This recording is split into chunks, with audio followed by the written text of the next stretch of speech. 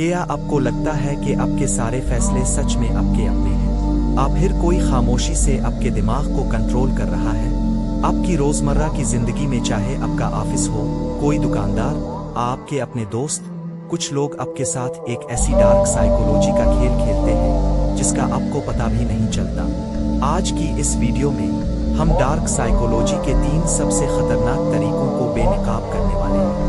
आपको समझ आएगा कि लोग कैसे चालाकी से आपसे हाँ करवा लेते हैं और कैसे आपको आपके अपने ही दिमाग पर शक करने पर मजबूर कर देते हैं। ये वो खामोश चाल है जो लोग हर दिन आप पर इस्तेमाल करते हैं, लेकिन आप इसे अपना वहम समझकर इग्नोर कर देते हैं। पहला टरक है गैस लाइटिंग।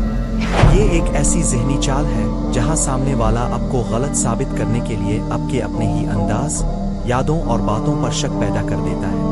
वो आपसे कहेगा, मैंने तो ऐसा कभी कहा ही नहीं, आप बात को ज्यादा बढ़ा रहे हैं। धीरे धीरे आपको लगने लगता है कि गलती आपकी ही है। इसमें कोई बंदा पहले आपसे कोई बहुत बड़ी डिमांड करेगा जिसे आप बिल्कुल पहली बार में ही इनकार कर दें, और जैसे ही आप इनकार करेंगे वो फौरन अपनी असल और छोटी डिमांड सामने रख देगा।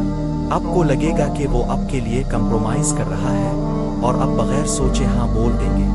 अब आते हैं सबसे खतरनाक टरक पर, दी साइलेंट ट्रीटमेंट। जब कोई आपसे नाराज होने का नाटक करके बिल्कुल खामोश हो जाता है तो ये आपके दिमाग में एक अजीब बेचैनी पैदा करता है। आप गिल्ट में आकर इससे मुआफी मांगने लगते हैं, चाहे आपकी कोई गलती हो या ना हो।